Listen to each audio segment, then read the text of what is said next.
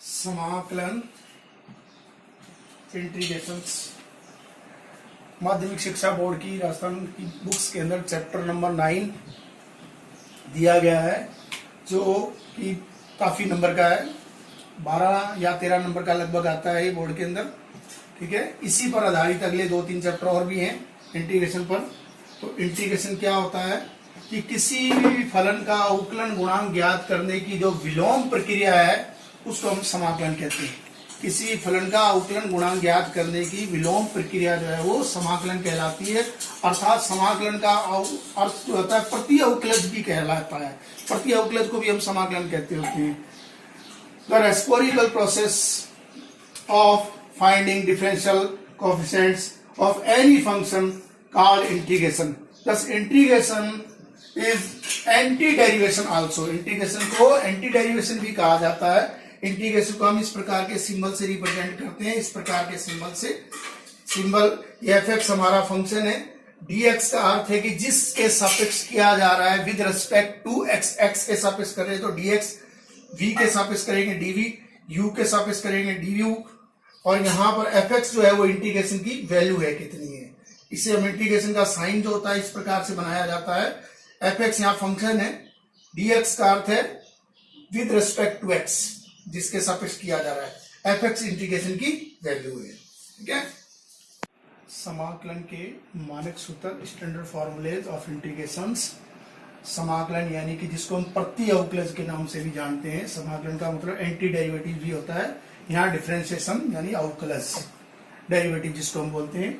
जैसे देखिए कि x की पावर n का जो इंटीग्रेशन होता है वो x की power n + 1 upon n + 1 plus c होता है। c यहाँ पर इंटीग्रेशन कोएफिशिएंट है, नियतांक है, समाकलन नियतांक है। n is not equal to -1। n की वैल्यू -1 के अलावा कुछ भी हो सकती है, n की वैल्यू -1 ही हो सकती है। यहाँ देखिए आप इसका डेरिवेटिव करेंगे तो x की पावर n प्राप्त होगा। इसी का नाम ही इंटीग्रेशन है। अब देखिए 1 अपॉन x का इंटीग्रेशन जो होता है वो log x होता है, और log x का डिफरेंशिएशन जो होता है वो 1 अपॉन x होता है। e की पावर x का इंटीग्रेशन e की पावर x होता है। e की पावर x का डिफरेंशिएशन भी e की पावर x ही होता है। और a की पावर x का इंटीग्रेशन a की power x upon log base e a plus c यहाँ पर समाकलन नियतांक है। और a की पावर x का जो डिफरेंशिएशन होता है a की power x upon log a का, वो a की पावर x होता है। साइन x का इंटीग्रेशन माइनस cos x होता है, और माइनस cos x का डिफरेंशिएशन साइन x होता है। इससे आपको पता लगेगा कि देखिए समाकलन जो है वो अवकलन की विपरीत ही प्रक्रिया है।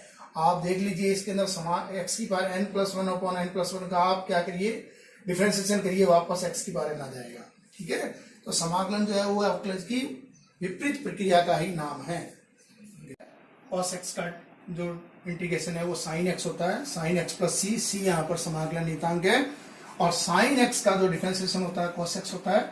डिफरेंशिएशन करते हुए c का जो डिफरेंशियल किया जा रहा है वो 0 हो रहा है। c यहाँ पर क्या है, समाकलन नियतांक है, उसका डिफरेंशिएशन 0 हो जाता है।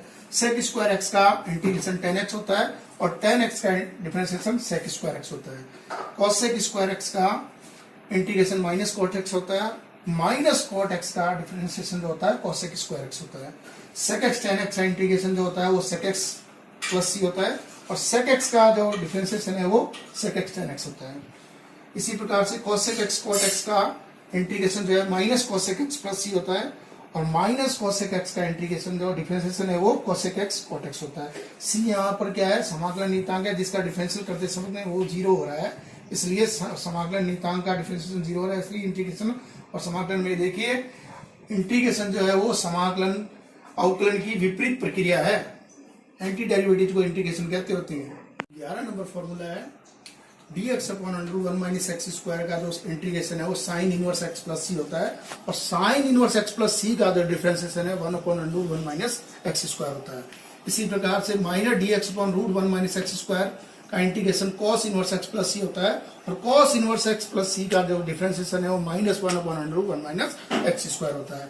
dx अपॉन 1 + x² का integration tan inverse x + c होता है। tan इनवर्स x + c का जो डिफरेंशिएशन है वो 1 अपॉन 1 + x² होता है। इसी प्रकार से -dx अपॉन 1 + x² का इंटीग्रेशन जो है cot इनवर्स x + c होता है। Cot inverse x plus c का differentiation -1/1 plus x square, dx upon x under root x square -1 का integration sec inverse plus c होता है, sec inverse x plus c का differentiation 1/x under root 1 x square -1 होता है। 16 number formula है minus d x upon x under root x square -1 का जो integration होता है कॉस इनवर्स एक्स प्लस सी, कॉसेक इनवर्स एक्स प्लस सी, cosec inverse x plus c का जो differentiation होता है -1/x under root x square -1। इसी प्रकार से जीरो का इंटीग्रेशन कांस्टेंट होता है और कांस्टेंट का डिफरेंशिएशन जीरो होता है, कांस्टेंट का डिफरेंशिएशन जीरो होता है, जीरो का इंटीग्रेशन कांस्टेंट होता है, और 1 dx का इंटीग्रेशन x प्लस सी होता है क्योंकि x का डिफरेंशिएशन 1 होता है। ये 18 फॉर्मूले मैंने आपको बताए हैं, इसके ऊपर अपने चैप्टर स्टार्ट करेंगे 9 नंबर, आगे और फॉर्मूले आएंगे उसको डेरिवेशन करके भी बताएंगे उसका कि किस प्रकार से है, जैसे tan x का, sec x का, cosec x का इंटीग्रेशन है, उनको डेरिवेटिव भी करके बताएंगे कि किस प्रकार से है। ये 18 फॉर्मूले जो हमको याद रखने हैं और चैप्टर स्टार्ट करेंगे 9 नंबर, ठीक है। चैप्टर जो हमारा 9.1 चैप्टर के कुछ क्वेश्चंस में इंटीग्रेशन के सॉल्व करके यहाँ पर दिखा रहा हूँ आपको। 5 क्वेश्चन लिए मैंने। पहले 1/2 की पावर x का इंटीग्रेशन, सेकंड नंबर फंक्शन है मेरा a की पावर 2 log x का इंटीग्रेशन, थर्ड नंबर फंक्शन है 1 प्लस एक्स की पावर इंटू रूट एक्स का इंटीग्रेशन, 4 नंबर क्वेश्चन है x square upon 1 plus x square का इंटीग्रेशन, और 5th number cos square upon 1 plus sine x का। First question लिया मैंने 1/2 की पावर x का इंटीग्रेशन करना है। जिसका भी इंटीग्रेशन करना है उसको पहले आप इस सिंबल में डालिए, ये इंटीग्रेशन का सिंबल है, i के इक्वल मानिए इसको, i बराबर ये सिंबल मेरा इंटीग्रेशन है, ये फंक्शन मैंने इसके अंदर डाल दिया है इंटीग्रेशन के सिंबल में, और ये dx यानी with respect to x, dx लिखा गया है विद रेस्पेक्ट टू x। अब इंटीग्रेशन में हमारे पास जो मैंने आपको 18 फॉर्मूले बताए थे उसमें एक फॉर्मूला ऐसा था कि ये हमारा कांस्टेंट है, ये इसके ऊपर वेरिएबल है और इसके रेस्पेक्ट इंटीग्रेशन किया जा रहा है। तो यहां पर देखिए 1/2 जो है वो कांस्टेंट है, x वेरिएबल है, dx के मतलब x के सापेक्ष इसका इंटीग्रेशन हो रहा है। तो integration with respect to x integration किया जा रहा है x के सापेक्ष, कौन से फॉर्मूले का यूज करके, a की पावर x dx। a की पावर x dx का इंटीग्रेशन का स्टैंडर्ड फॉर्मूला होता है a की power x upon log a। यहां पर देखिए ये a की पावर x का इंटीग्रेशन किया है a की power x upon log a plus c, यहां पर कांस्टेंट लगाया गया है, ये इनडेफिनेट इंटीग्रेशन है इसलिए प्लस c समाकलन नियतांक का प्रयोग किया गया है। तो i की जगह वापस ही वैल्यू रख दीजिए। तो 1/2 की पावर x dx का इंटीग्रेशन 1/2 की power x log e base 1/2 plus c, ये स्टैंडर्ड फॉर्मूला है हमारे पास में, उसके ऊपर इंटीग्रेशन किया गया है। स्टैंडर्ड फॉर्मूला जो आपकी 18 फॉर्मूले आपको लिखाए हैं उसके अंदर एक स्टैंडर्ड फॉर्मूला a की पावर x का था, उसके ऊपर ये क्वेश्चन किया गया है, ठीक है, ये जोड़ मुझे ना। हाँ, सेकंड नंबर क्वेश्चन है a की power 2 log base ax, log का जो बेस है वो ax। तो इंटीग्रेशन मुझे इस फंक्शन का करना है, जिस फंक्शन का इंटीग्रेशन करना है उसको इंटीग्रेशन के सिंबल में हमने डाल दिया और इसको i के इक्वल माना, i का मतलब इंटीग्रेशन ऑफ फंक्शन, dx का मतलब x के रेस्पेक्ट। तो ऐसी एक प्रॉपर्टी आपने कभी पढ़ी होगी कि log e log n की पावर n हो तो उसको हम n log m लिखा जा सकता है। तो ये मेरे पास में n log m है, इसको मैं log m की पावर n बना रहा हूं, इस प्रॉपर्टी का यूज कर रहा हूं। कौन सी? log m की पावर n को हम क्या लिख सकते हैं, n log m, यानी n log m को वापस हम इस प्रकार से लिख सकते हैं। तो आप इसको हटाइए, देखिए ये n log m है, सबसे पहले ही पावर जो है वो log के x के ऊपर आ गई, ये देखिए आप, ठीक है। अब ऐसी एक प्रॉपर्टी अपन ने कभी यूज की थी 11th क्लास में कि e की पावर e के ऊपर log बेस e x हो तो उसको हम x लिखा जा सकता है, यानी एंटी लॉग हो गया है, एंटी लॉग और ई लॉग कैंसिल हो गया है। इसी प्रकार से देखिए यहाँ से ये दोनों बेस इक्वल है, ये कैंसिल होगा, एक्स स्क्वायर रह गया यहाँ पर। एक्स स्क्वायर का इंटीग्रेशन हम कौन से फॉर्मूले से कर रहे हैं, x की पावर n से, x की पावर n dx का इंटीग्रेशन क्या होता है, x की power n plus 1 upon n plus 1 plus c। तो यहां देखिए x की पावर n के आइडेंटिटी को यूज करके इंटीग्रेशन किया है, इसका integration x 2 plus 1 upon 2 plus 1, अर्थात a की पावर 2 log x फंक्शन का इंटीग्रेशन है x cube by 3। Number question है 1 plus x root x, 1 plus root x का आपको ये फंक्शन है हमारा, इसका इंटीग्रेशन करना है। तो इसको आपने इंटीग्रेशन के सिंबल में डाल दिया, dx का मतलब x के रेस्पेक्ट करना है।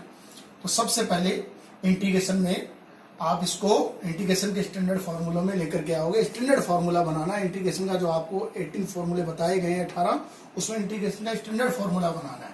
तो सबसे पहले रूट एक्स को आप 1 से मल्टीप्लाई करिए, रूट एक्स, फिर एक्स को रूट एक्स से मल्टीप्लाई करिए, x root x. Root x का मतलब एक्स की power half, plus x root x का मतलब एक्स की पावर 3/2, 1.5, 3, ठीक है, 1 और ये हाफ को जोड़ा 3/2। अब एक्स की power half integration plus x की पावर 3/2 का इंटीग्रेशन। अब ये स्टैंडर्ड फार्मूला मेरा एक्स की पावर n का बन गया है आपके पास में। एक्स की पावर n का स्टैंडर्ड इंटीग्रेशन होता है एक्स की पावर n+1/n+1। तो आपने एक्स की पावर हाफ का इंटीग्रेशन किया, एक्स की पावर हाफ प्लस 1/1/1। इसी प्रकार से एक्स की पावर 3/2 का इंटीग्रेशन किया, एक्स की पावर 3/2 + 1/3/2 + 1। तो इस टोटल का, इस फंक्शन का इंटीग्रेशन है एक्स की पावर, ये देखिए 1/2 प्लस हाफ किया 3/2 हुआ, उसको अपोजिट किया 2/3, और 3/2 प्लस हाफ किया 5/2 हुआ 2/5, एक्स की पावर 5/2 प्लस सी। ये यहाँ पर ये सी जो इंटीग्रेशन कांस्टेंट है, इसको अपने बोलते हैं समाकलन नियतांक, क्योंकि ये इंटीग्रेशन हम इंडेफिनेट कर रहे हैं, इसलिए समाकलन नियतांक का प्रयोग किया जा रहा है। ये देखिए बड़ा इंपॉर्टेंट क्वेश्चन है, x² / 1 + x²। इस क्वेश्चन के अंदर अंश तथा हर की घात जो है फंक्शन में इक्वल है। न्यूमरेटर और डिनोमिनेटर की पावर जो है वो इक्वल है। जब पावर इक्वल होती है तो इंटीग्रेशन जो होता है पॉसिबल नहीं होता। सबसे पहले आप ऊपर की पावर को छोटा करिए। उसको छोटा करने के दो मेथड है आपके पास में। एक मेथड ये है कि आप इसमें x² में +1 ऐड कर दीजिए, -1 सब्ट्रैक्ट कर दीजिए। x² +1 ऐड किया, -1 सब्ट्रैक्ट किया। अब इसके अंदर x² + 1 में x² + 1 का डिवाइड किया, -1 में x² + 1 का डिवाइड किया। x² + 1 में x² + 1 का डिवाइड 1 बार 1 आया, और 1/1 + x² में 1/1 + x²। तो यहाँ देखिए 1dx का इंटीग्रेशन हो गया x। ये स्टैंडर्ड फॉर्मूला है जो आपको बताया गया है। 1/1 + x² का इंटीग्रेशन होता है tan इनवर्स x। तो ये यूज किया है यहाँ पर x - tan इनवर्स x। तो x²/1 + x² का इंटीग्रेशन जो है वो x - tan इनवर्स x हो गया है।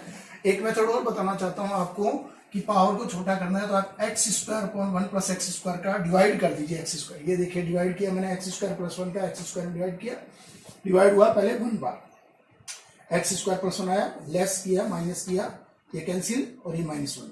अब इस फंक्शन को आप इस प्रकार से लिख सकते हो, x² + 1 को 1 - 1/, पहले लिखोगे आप क्या, जितनी बार भाग गया वो, फिर प्लस रिमाइंडर यानी शेषफल, अपॉन वाशिष यानी कि बाजे जिससे भाग लगाया है आपने। तो आप इसको इस प्रकार से भी लिख सकते हो। सेकंड मेथड ये है कि यदि आप +1 -1 नहीं करना चाहते हैं तो आप इसमें डिवाइड कीजिए, x² + 1 का डिवाइड कीजिए पावर को छोटा करने के लिए, ताकि पावर छोटी हो जाए। नंबर क्वेश्चन है cos² x/1 + sin x। cos² x/1 + sin x function का इंटीग्रेशन करना है आपको। स्टैंडर्ड फार्मूले की फॉर्म में इसको लेकर के आना है। जो आपको 18 फार्मूले बताए गए हैं उस फॉर्म में लाने के लिए सबसे पहले मैंने cos² x की आइडेंटिटी यूज की है। cos² x की वैल्यू 1 - sin² x होती है, तो इस cos² x की जगह मैंने आइडेंटिटी का यूज किया है 1 - sin² x upon 1 + sin x। इस 1 - sin² x के मैंने दो फैक्टर किए हैं, 1 + sin x और 1 - sin x, a + b और a - b। इस प्रकार ऐसा करने से 1 + sin x से 1 + sin x कैंसिल हो गया, 1 - sin x रह गया। अब ये स्टैंडर्ड फॉर्म में आ गया है। 1 का इंटीग्रेशन होता है हमारे पास में x, और sin x का इंटीग्रेशन होता है -cos x, तो माइनस प्लस cos x। तो इसको स्टैंडर्ड फॉर्म में लाकर के इंटीग्रेशन किया है। जो आपको 18 फॉर्मूले बताए गए हैं, इनको पहले इंटीग्रेशन के फंक्शन को उस 18 फॉर्मूले के स्टैंडर्ड फॉर्म में ला करके तत्पश्चात इसका इंटीग्रेशन किया जाता है। ये 5 क्वेश्चन मैंने आपको बताए हैं स्टैंडर्ड फार्मूलों के ऊपर।